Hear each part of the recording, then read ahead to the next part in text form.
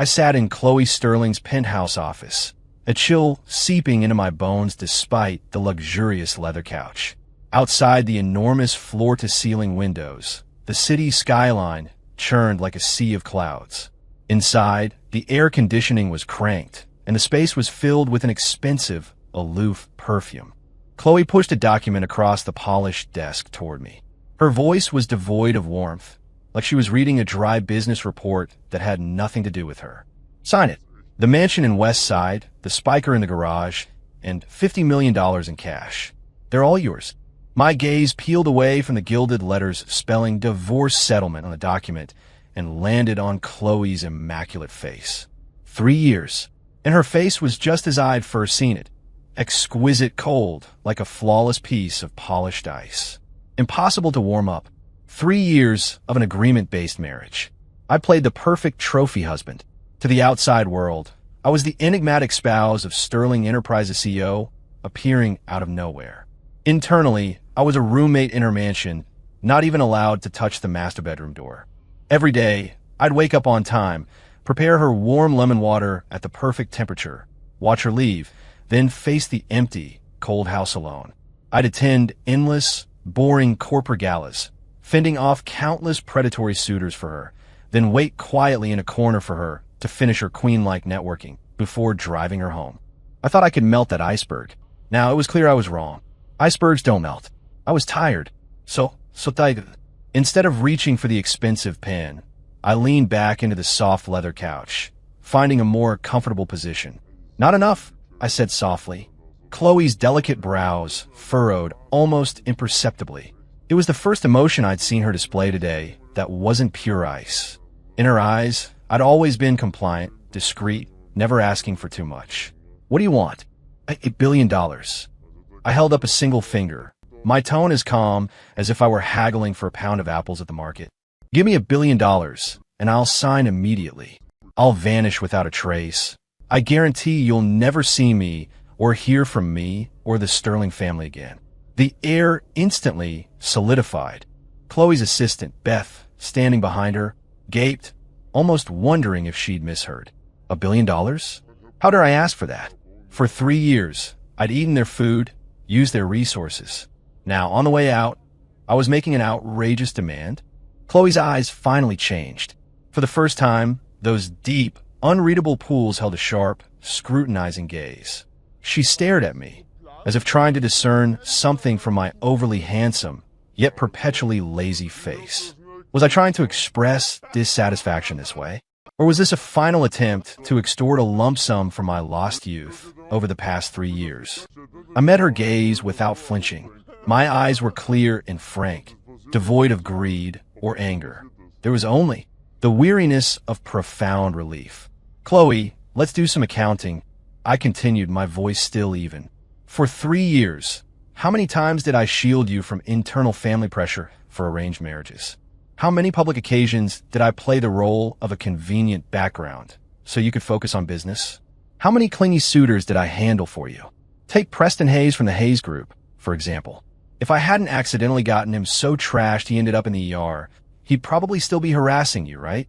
All this emotional value and problem solving I provided, if we calculate its commercial worth over 3 years. Is $1 billion really too much? Chloe's breath hitched slightly. She had to admit I was right. In the past 3 years, my presence had indeed saved her from countless headaches, allowing her to fully immerse herself in her work and firmly grasp the reins of Sterling Enterprises. I was like a perfect, invisible shield, quiet, yet effective. She thought I loved her, and so I did it willingly. Turns out, in my mind, it had all been a transaction. An inexplicable irritation welled up inside her. Chloe didn't want to argue about it any further. She just wanted to end this, sever this relationship that had been built on an agreement from the very beginning. Fine. The word was forced through her teeth. You'll get it. She picked up the phone, dialed her private financial director, Mr. Davis, her voice returning to its usual coldness. Transfer $1 billion to Ryan Stone's account within 10 minutes. She hung up, and the office fell silent. I picked up the pen and signed my name at the bottom of the settlement. The signature was swift, without a trace of hesitation.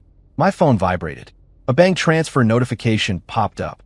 A long string of zeros that made my eyes blur.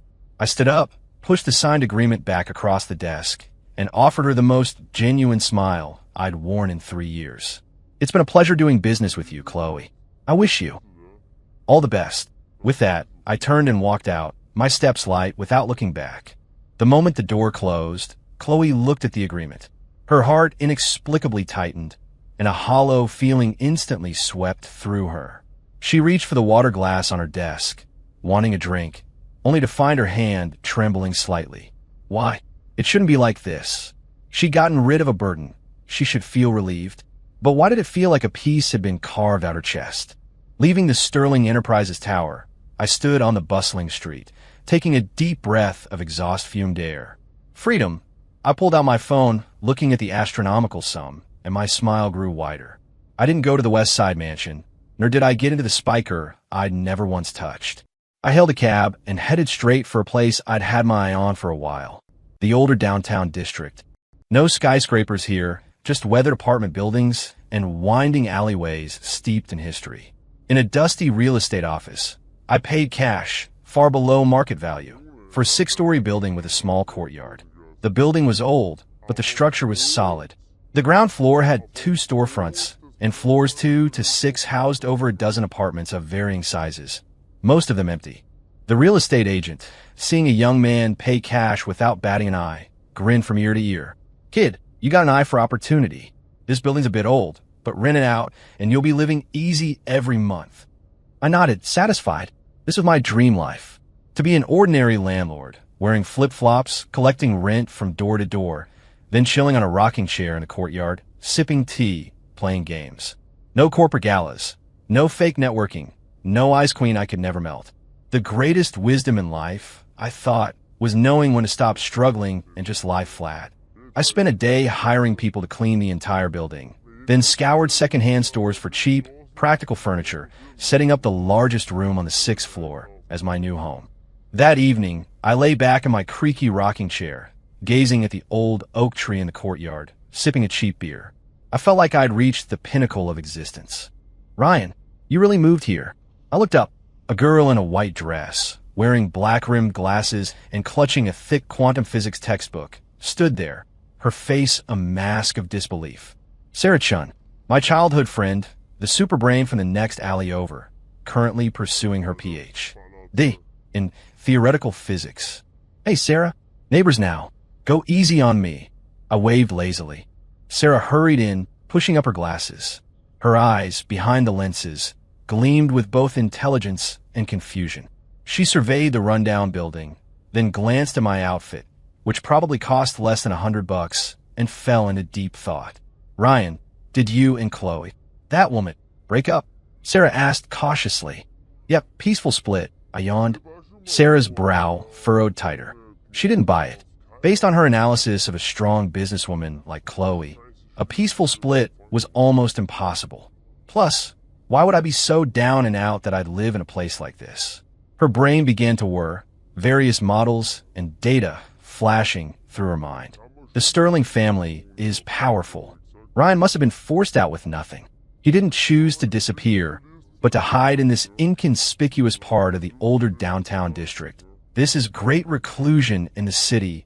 He bought this seemingly dilapidated building as a base to rise again. The location of this building, at the intersection of the old and new city districts, seems remote, but actually controls the future development artery of the city. This is a strategic dormancy. His cheap clothes are to sharpen his resolve, to not forget past humiliation. Having worked all this out, Sarah's eyes instantly changed. It was a complex look, a mix of concern, admiration, and firm resolve. Ryan, I get it. She nodded heavily. Don't worry. No matter how hard it gets, I'll support you. Need some seed money? I just got a national scholarship. I almost choked on my beer. Get it? What did she get? Had quantum mechanics tangled up her brain again? No, I've got money. I quickly waved my hand. I just want to be a lazy bum now, living off my laurels. Far from relaxing, Sarah looked even more concerned. I understand, she nodded emphatically again. Lazy bum is your disguise. Living off your laurels is a smokescreen for your enemies. Ryan, you're still the same. You like to bear all the pressure yourself. Don't worry, I'll protect your disguise for you." With a knowing look, she turned and ran off, leaving me utterly bewildered in the breeze. What in the world was that?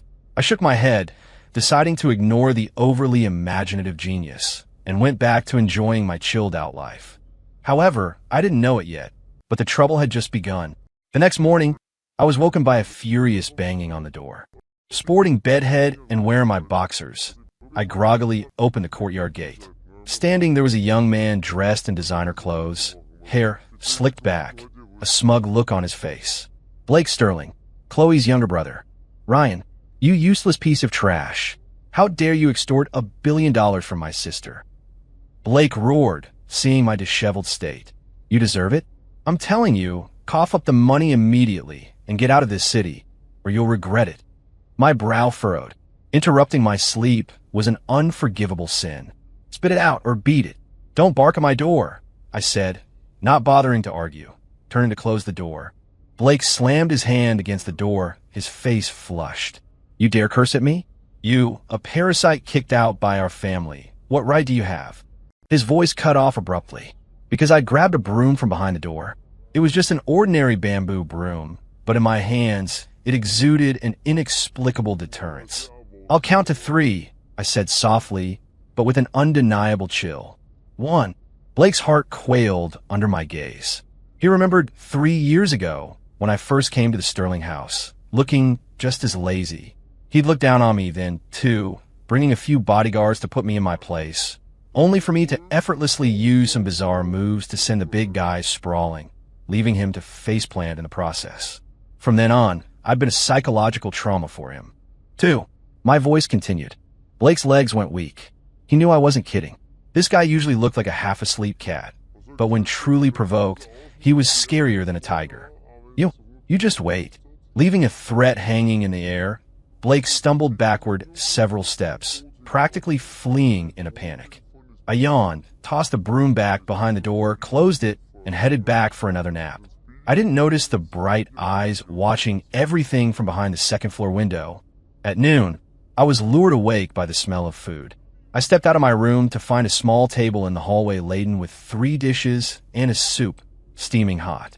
A short-haired woman in a tight sports tank top, revealing healthy tan skin and sculpted muscles, leaned against the opposite door, raising an eyebrow at me. "New landlord?" Amaya Rodriguez, the tenant on the second floor. Her voice was crisp and spirited. "I saw you chasing that pretty boy off earlier. Not bad, you've got some moves." Only then did I remember the agent saying there was a female tenant on the second floor, a fitness instructor. "Just helping out," I said, not bothering with formalities, sitting down and picking up my chopsticks. "You make this? Consider it a housewarming gift for the new landlord." Maya folded her arms, her eyes fixed on me. "But I'm curious. When you grabbed that broom, there was a subtle drop and rotation in your wrist. That's a force-dispelling technique. You've trained." I forked a mouthful of spicy stir-fry, hissing at the heat, and mumbled, "Trained what? Sweeping, maybe?" Maya chuckled, clearly unconvinced. She'd grown up in a martial arts family, with sharp eyes. That seemingly casual move of mine contained the essence of using skill to overcome brute force.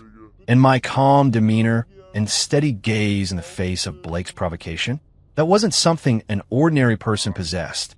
Another hidden master. Maya's competitive spirit ignited. She loved sparring with masters. "Landlord, I haven't paid rent this month. How about this?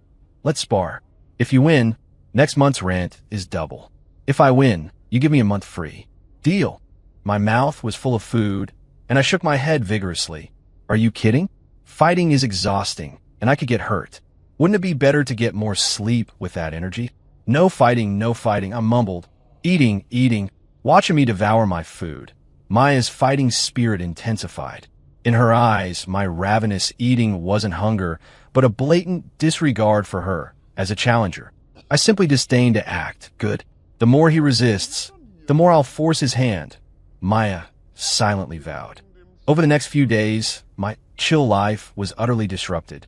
My childhood friend, Sarah Chun, arrived like clockwork every day with various tonics, claiming they were to help me build up my strength for grand ventures. She'd also mysteriously hand me a stack of printed documents, titled Feasibility Analysis Report on the Future Development Potential of the Older Downtown District over the Next 10 Years. I casually used the report to prop up a wobbly table leg.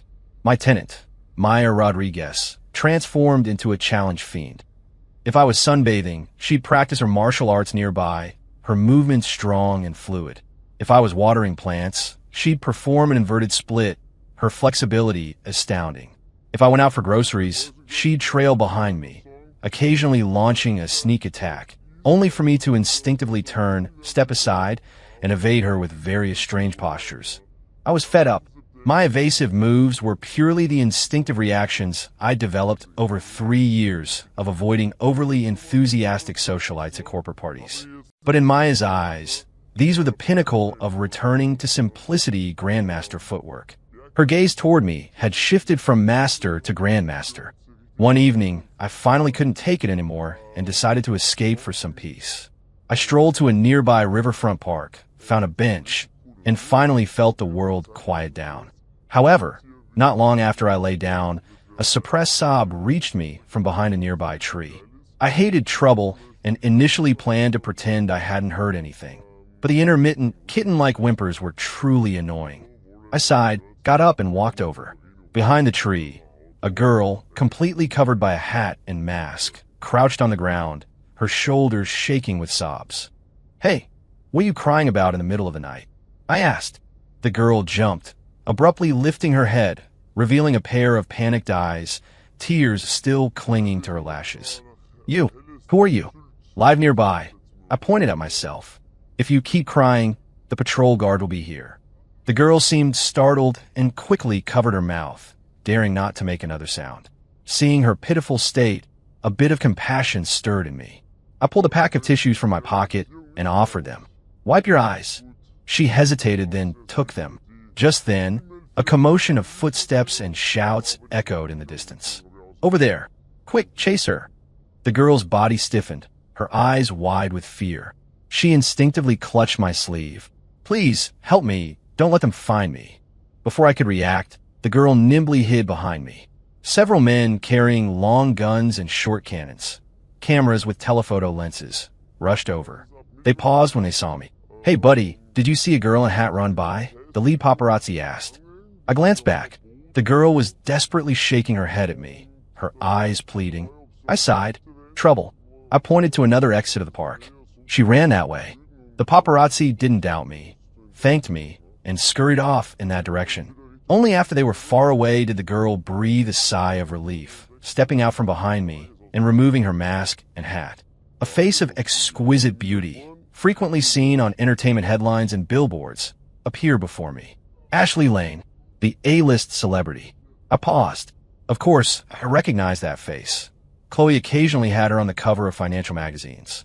Rumor had it she was incredibly wealthy and had even opened her own studio. Ashley noticed that I only paused for a moment, not screaming or pulling out my phone like others would, and a flicker of surprise crossed her eyes. "Thank you," she whispered. I had a fight with my family and ran away." "Oh," I replied, turning to leave. "Wait," Ashley called out. Don't you recognize me?" "Yeah, big star, right?" I yawned. "But recognizing you won't earn me an extra buck in rent. I need to go back to sleep. Good night." Ashley was utterly dumbfounded. It was the first time she'd ever encountered a man so indifferent to her. He looked at her like any ordinary passerby, even with a hint of annoyance. This feeling was novel. I have nowhere to go," Ashley said, gathering her courage as she watched my retreating back. "I'm broke and my phone's smashed. Can you let me stay for a night? I can pay you once I contact my agent." I stopped, turning to look at her. Taking in an A-list celebrity? How much trouble would that be? Tomorrow's headlines would probably scream, "Shocking. A-list star spends night at mysterious man's house." I was about to refuse when my stomach inconveniently growled. I remembered I hadn't had dinner yet. Rent's $300 a night, includes utilities, no meals. "Want it or not?" I asked. Ashley nodded vigorously. "Want it." And so, my chill life gained another troublesome tenant. I settled Ashley into a small, empty room on the first floor, then went to the kitchen and cooked 2 packs of ramen. While I placed one bowl in front of her, this superstar, accustomed to gourmet meals, looked at the few sad vegetables and a lonely half-fried egg in the bowl, and her eyes actually reddened. What too simple? I raised an eyebrow. No, not at all. Ashley sniffled, picked up her chopsticks, and began to eat in small bites. This is the first hot meal I've had since I ran away from home. I said nothing, just slurped my noodles. I didn't know that night. The casual bowl of ramen and a calm, indifferent look had planted a strange seed in the heart of this A-list star. She felt there was a unique charm about this man. He wasn't like the men who constantly surrounded her, their eyes full of desire and calculation. His gaze was clean, so clean that it was as if nothing in the world could pique his interest. He must be a man with a story, a wise man who had seen through the world's glamour and chosen to retreat into anonymity.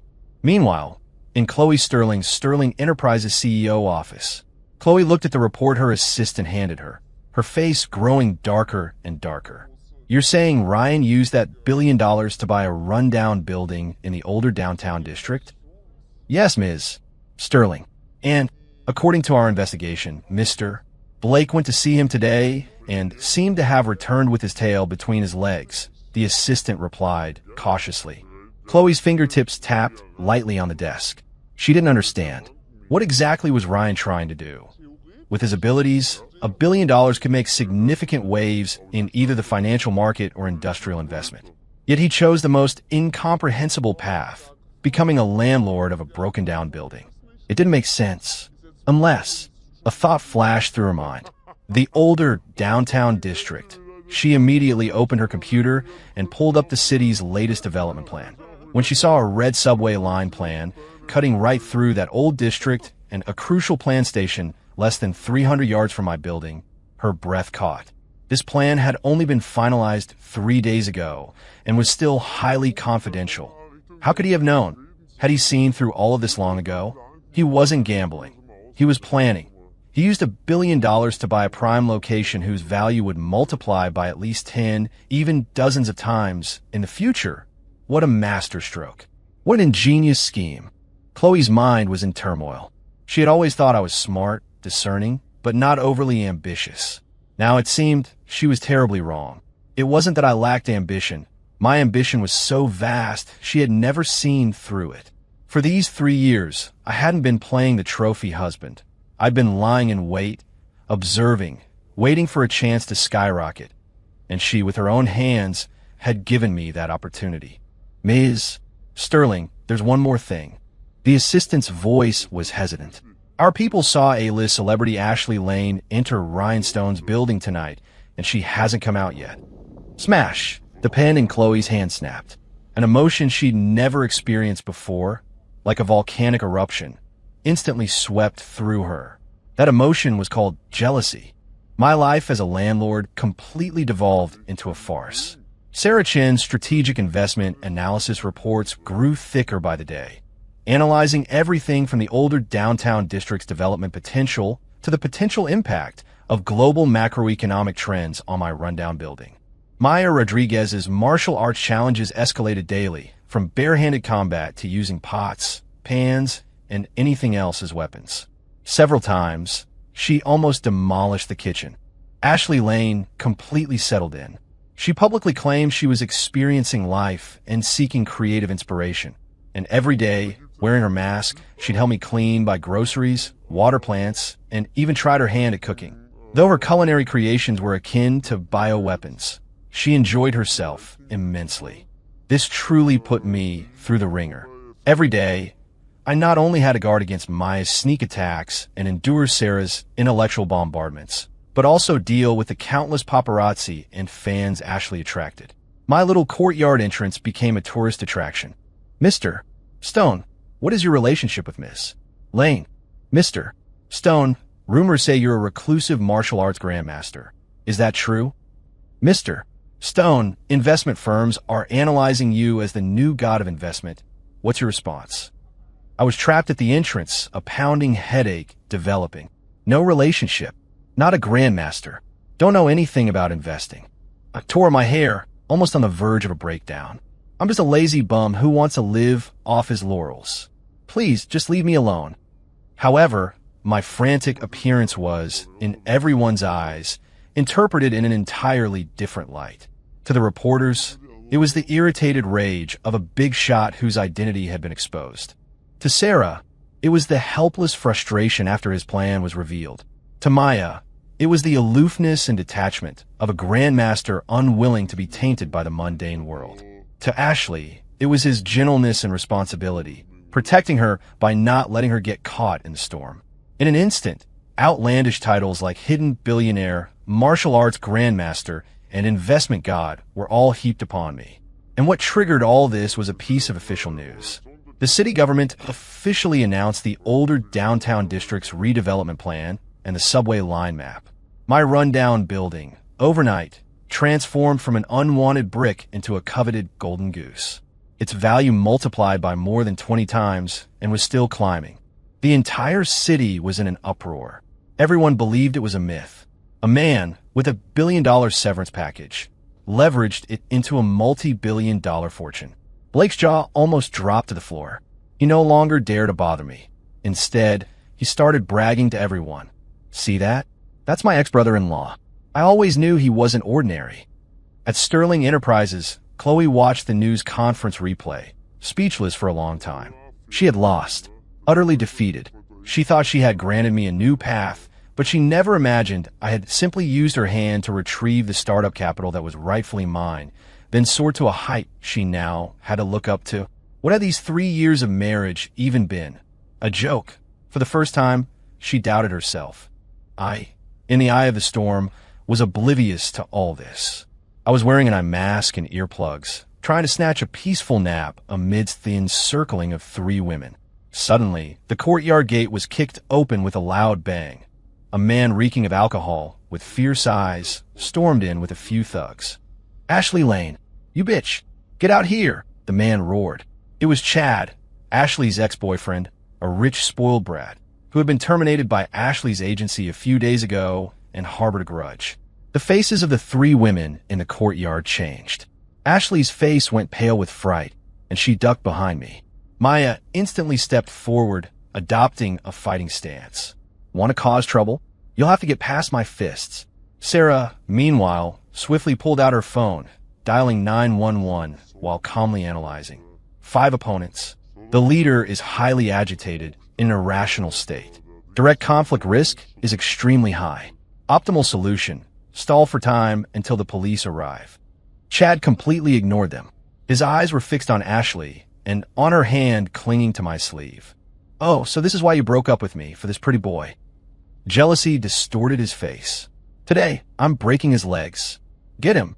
The thugs swarmed forward.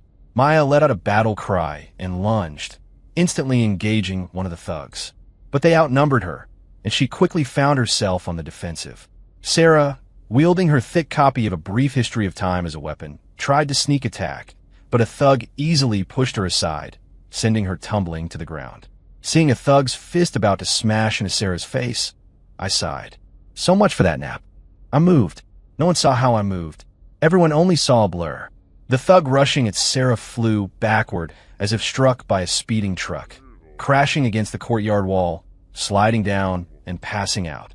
The thug, grappling with Maya, cried out as I lightly touched his wrist, which twisted at an unnatural angle.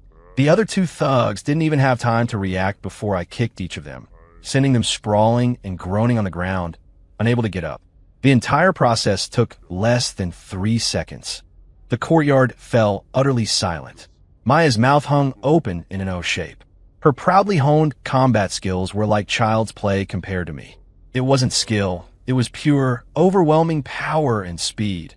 Sarah adjusted her glasses, her eyes behind the lenses now filled not with admiration, but a reverence bordering on seeing a god. All her physical models broke down. This wasn't science. Ashley gazed at my broad back, her eyes shining with an unprecedented sense of security. I clapped my hands, as if I'd merely shooed away a few flies. I walked over to the terrified Chad. "Now, can you get lost?" Chad's legs gave out, and a foul smell emanated from his pants. He'd wet himself in fear. He scrambled to his feet and scurried out, practically crawling away. I turned back to the stunned trio of women, rubbing my temples. Just to clarify, I'm just unusually strong. However, no one believed me anymore. Ryan, Sarah said, trembling. Your speed just now, based on my preliminary estimates, exceeded the limits of human dynamic vision. Who exactly are you? Grandmaster.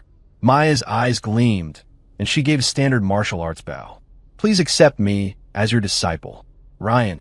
Ashley's voice was tearful and filled with emotion. Thank you for protecting me. I looked at these three wildly different, yet equally over-imaginative women, feeling that my path to a chill life seemed to be drifting further and further away. I looked up at the sky and let out a long sigh. I really just want to be a slacker. My lament, however, sounded to them like the Grandmaster's helpless sigh at the noisy mortal world. The farthest distance in life isn't between life and death, but between me wanting to chill and you all thinking I'm plotting something grand. Night fell. The small courtyard, bustling all day, finally returned to calm. The police had come, taken statements, and escorted the thugs away. The reporters, who had arrived upon hearing the news, were blocked by Ashley Lane's frantic agent team. Sarah and Maya discreetly returned to their respective rooms, but I knew they weren't asleep. They were probably peeking through their windows, observing me with entirely new eyes. Ashley had been picked up by her agent, but before she left, her gaze was lingering, as if trying to engrave my image into her heart. I lay alone in the courtyard's rocking chair, gazing at the moon, finally letting out a sigh of relief. The world was quiet. I closed my eyes, ready to enjoy this rare tranquility. Drip! A cold drop of liquid landed on my forehead. Rain? I opened my eyes, only to see an enlarged, cold yet stunningly beautiful face, inches from mine. Chloe Sterling. She had appeared in the courtyard at some point, leaning over me. That cold drop of liquid was a tear sliding from her eye. My heart inexplicably skipped a beat. I'd known Chloe for 4 years, been married for 3, and had never seen her cry. What are you doing here? I sat up, my voice returning to a detached tone. Chloe didn't answer my question, just stared at me. Her gaze complex, shock, regret, confusion, and a hint of an emotion I couldn't decipher. Ryan, did I misjudge you before? Her voice was hoarse. Ms. Sterling, you jest. I pulled at the corner of my mouth. You've always been spot on. I was just an ordinary guy trying to leech off your family, and now that I have the money, I'm perfectly satisfied. No, Chloe, cut me off. You're not. Your investment foresight, even my father can't match it. Your skills, even my top bodyguards can't replicate. Who exactly are you? I looked at her and suddenly found it somewhat amusing. Back then, when I genuinely cared for her, she took it for granted, seeing it as my obligation. Now, all I wanted was to be far away from her, and she'd come running, asking who I was. Who I am is no longer relevant to you, Ms. Sterling. I stood up, ready to go inside. It's late. Please go home. I'm not leaving. Chloe grabbed my hand. Her hand was cold and trembling slightly. Ryan, let's get back together. She summoned the greatest courage of her life to say those words. I froze. I looked at Chloe as if she were a stranger. Ms. Sterling, are you running a fever? I reached out to check her forehead, but she grabbed my hand. I'm perfectly lucid. For the first time, Chloe's eyes held a plea. I was wrong. I didn't appreciate you before. I didn't understand you. Please come back. I'll give you half of Sterling Enterprises. No, I'll give you everything I have.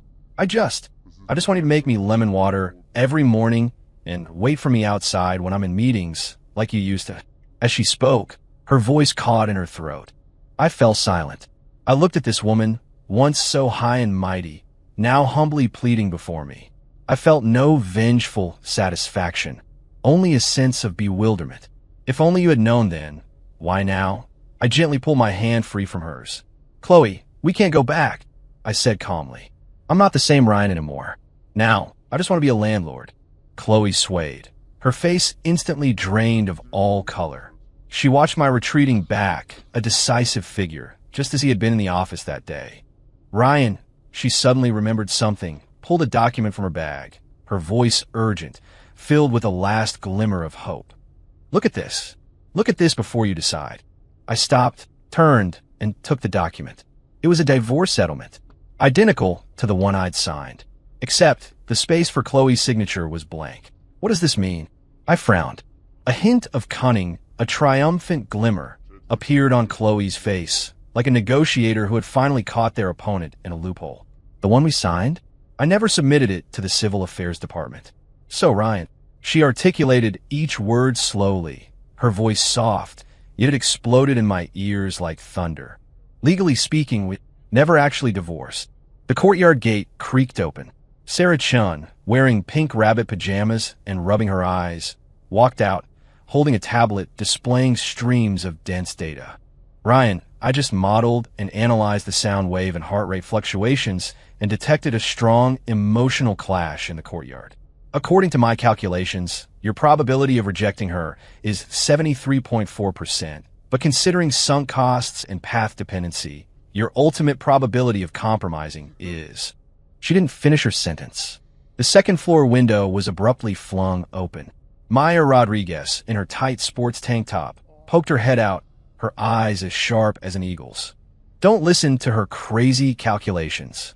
Ryan, be a man and be decisive.